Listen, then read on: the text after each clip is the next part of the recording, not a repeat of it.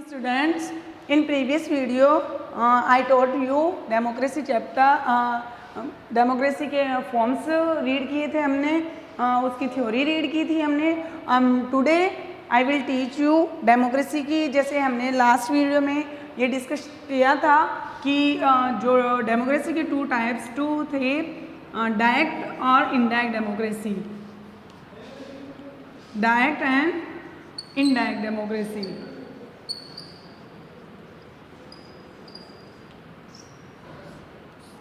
आप लेसन जब डिस्कशन करना स्टार्ट कर रहे हैं उससे पहले आप ये है कि आप अपनी बुक अपने सामने ओपन करके रखें. ओके, फर्स्ट है डायरेक्ट डेमोक्रेसी. जो डायरेक्ट डेमोक्रेसी होता है, इट मीन्स क्या होता है कि जो पीपल्स होते हैं वो क्या करते हैं कि जो पावर का यूज़ क्या करते हैं, गवर्नमेंट की पावर का यूज़ डायरेक्टली यूज़ करते हैं. ओके, इसके अंदर जो क्या होते हैं वो एक रिप्रेजेंटेटिव को इलेक्ट करते हैं, उसके थ्रू क्या करते हैं वो गवर्नेंस का पावर का यूज़ करते हैं. ओके, ये जो डायरेक्ट डेमोक्रेसी होती है वो जो स्मॉल स्टेट, इट मीन्स जहाँ पे लेस पॉपुलेशन होती है उस जगह ज़्यादा बेटर होती है. बट प्रेजेंट के अंदर ऐसा कोई स्टेट नहीं है जहाँ पे लेस पॉपुलेशन हो. So this type democracy not possible. और इनडायरेक्ट जो डेमोक्रेसी होती है, और ये जो डायरेक्ट डेमोक्रेसी होती है वो कहाँ थी पहले, जो स्विट्ज़रलैंड के 5 कैंटन्स में थी, वहाँ पर ये डायरेक्ट डेमोक्रेसी यूज़ की जाती थी.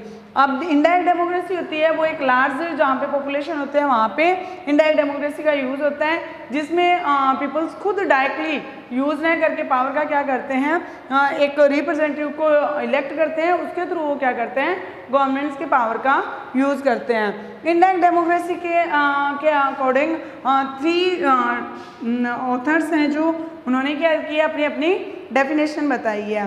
जैसे डीसी ने बताई है, अब्राहम लिंकन ने बताई है, एक्सेट्रा.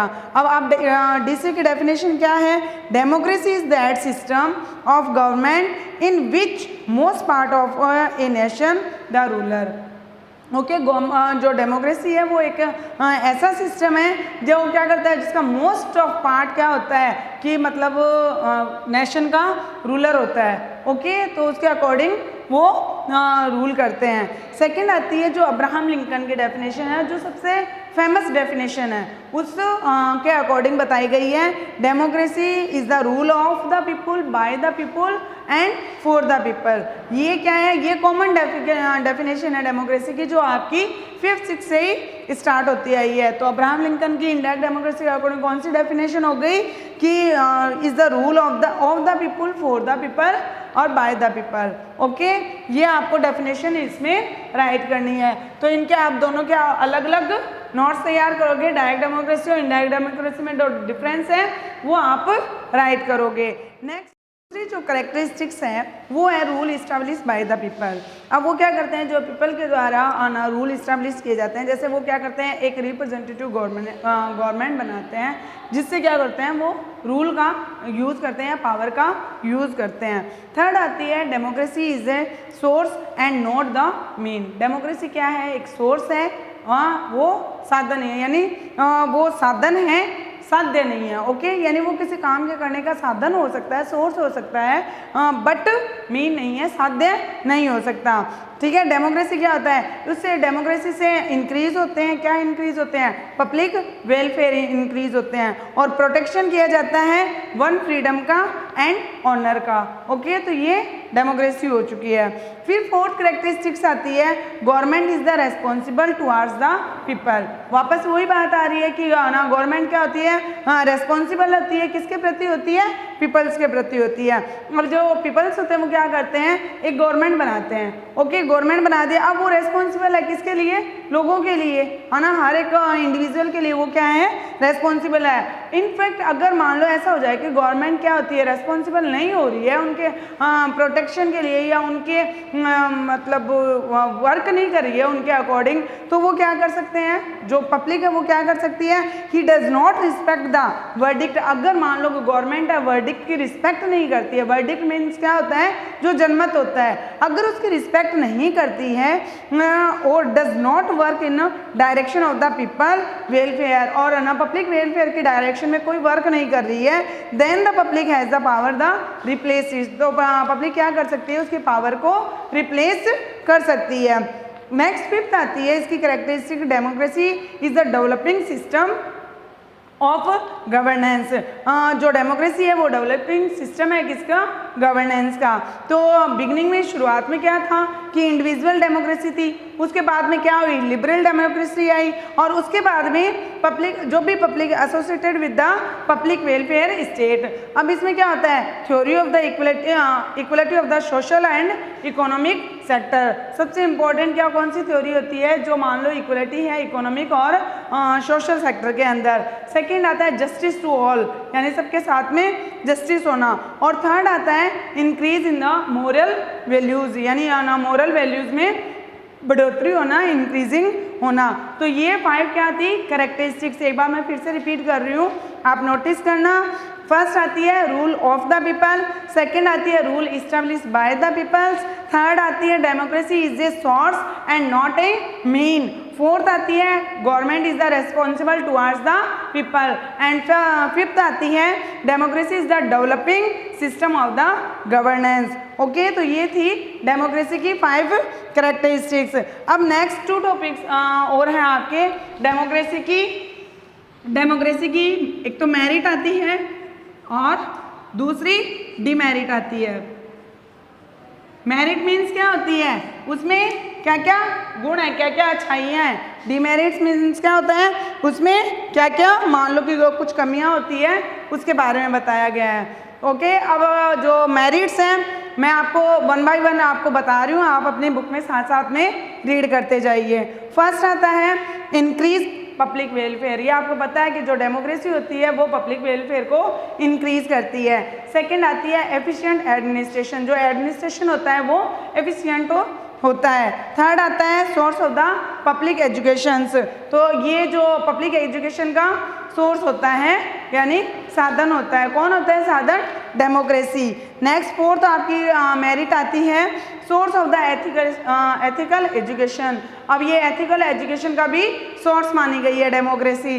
नेक्स्ट आती है एजुकेशन ऑफ पेट्रोलिज्म, यानी पेट्रोलिज्म की जो एजुकेशन होती है वो भी डेमोक्रेसी के थ्रू लोगों को दी जाती है। 6 आती है प्रोटेक्शन फ्रॉम रिवोल्ट, और जो डेमोक्रेसी होती है वो हमें रिवोल्ट से भी प्रोटेक्ट करती है। नेक्स्ट जो 7th आती है वो है government based on the notion equality and freedom, यानी जो डेमोक्रेसी है वो इक्वलिटी और फ्रीडम का जो नोशन होता है, भाव होता है, उसके बेस के आधार पे गवर्नमेंट क्या करती है, वर्क करती है। नेक्स्ट जो आता है 8 होता है establish of the independent and the impartial judiciary. Impartial means क्या होता है, निष्पक्ष जो न्यायपालिका होती है, जुडिशरी होती है, वो इस्टेब्लिश की जाती है डेमोक्रेसी में। नेक्स्ट आता है ये हेल्पफुल होती है, किसके अंदर होती है, promoting art literature and science. Next इसकी जो मेरिट है डेमोक्रेसी की वो कौन सी होती है, 10 number believe in the constitutional form of the government. 11th है पावरफुल गवर्नमेंट सिस्टम, यानी डेमोक्रेसी में क्या होता है, सबसे ज़्यादा इंपॉर्टेंट चीज़ होती है कि सब जो पावरफुल गवर्नमेंट सिस्टम होता है। और लास्ट होता है कि ये वर्ल्ड पीस का सपोर्टर होती है। जो डेमोक्रेसी होती है वो क्या होती है, वर्ल्ड पीस की सपोर्टर मानी गई है। इसी अकॉर्डिंग जैसे मेरिट्स थी, कुछ डेमोक्रेसी की डीमेरिट्स भी है, कुछ उसकी कमियां भी है, कुछ उसमें अवगुण भी हैं। डीमेरिट्स में क्या आता है, फर्स्ट आता है confusion regarding democracy assumptions and the individual. Next जो सेकंड आता है government of the insufficient representative. अब क्या होते हैं, यानी जो इसमें रिप्रेजेंटेटिव क्या होते हैं, इनसफिशिएंट होते हैं। वो क्या होता है, भीड़ के अकॉर्डिंग होता है, जिसको ज़्यादा वो वोट हो जाते हैं, ज़्यादा उसको सपोर्ट मिल जाता है, वो क्या हो जाता है, वहाँ का रिप्रेजेंटेटिव हो जाता है। इसलिए वहाँ पर जो रिप्रेजेंटेटिव एफिशिएंट माना गया है। नेक्स्ट आता है confusion the claim of the importance in education, यानी जो एजुकेशन होती है उसमें क्या होता है, जो एजुकेशन का करते हैं कि इसके अंदर सबसे ज़्यादा एजुकेशन की इम्पोर्टेंस होती है, तो वो भी क्या होता है, कंफ्यूज ही है, उसका क्लेम भी कंफ्यूज माना गया है। नेक्स्ट आता है confusion regarding democratic freedom and equality, यानी फ्रीडम और इक्वलिटी जो मानी गई है डेमोक्रेटिक में, उसमें भी कंफ्यूजन है। क्यों है कंफ्यूजन, कि सबसे बड़ी बात ये होती है जहाँ पर भीड़ होती है वहाँ पे इक्वलिटी और फ्रीडम हो ही नहीं सकती, क्योंकि क्या होगा, वो ऐसे लोगों का ये ऐसे थ्योरी हो जाती है कि इलेक्शन होते हैं, बहुत से लोगों के मतलब इलेक्शन किए जाते हैं, इलेक्शन के थ्रू क्या करते हैं, वो रिप्रेजेंटेटिव को चुनते हैं। तो जहाँ पर ज़्यादा उसका होगा, सोर्स होगा, जहाँ पर ज़्यादा उसका पावर होगा, उसी को वो रिप्रेजेंटेटिव चुन लेते हैं।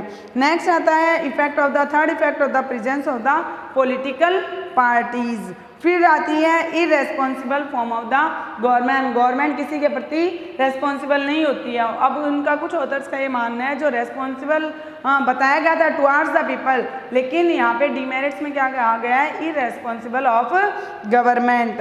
नेक्स्ट आता है waste public wealth and time. और डेमोक्रेसी होता है वो क्या करती है, पब्लिक के टाइम को भी वेस्ट करती है और वेल्थ को भी वेस्ट करती है। नेक्स्ट आता है प्रमोटिंग करप्शंस। और उसके बाद में जो आता है कि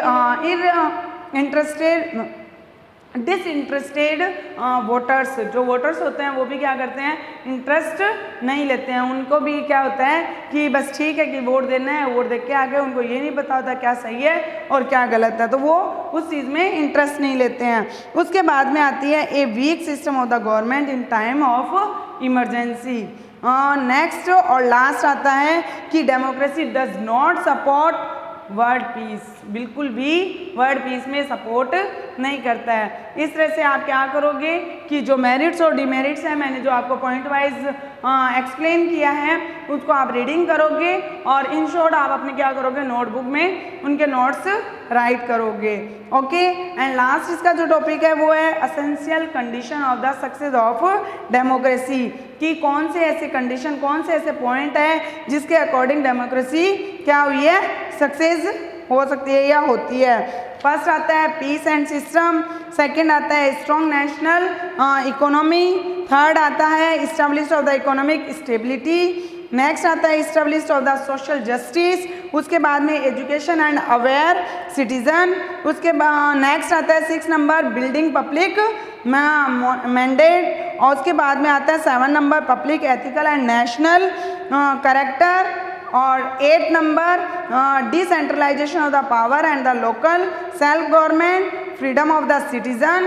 इस तरह के आते हैं अलग अलग, ये पॉइंट वाइज 1 बाय 1 क्या कर रहा है कि ये बता रहा है कि किस तरह से जो कौन कौन सी ऐसी कंडीशन है for the success of the democracy, जो डेमोक्रेसी के लिए सक्सेस बन सकती है, एसेंशियल कंडीशन बताई गई है ये। तो so that today's your homework,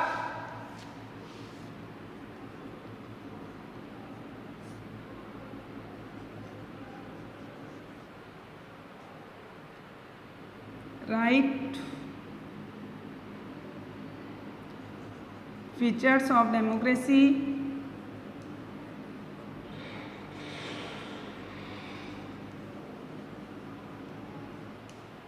merit and demerit.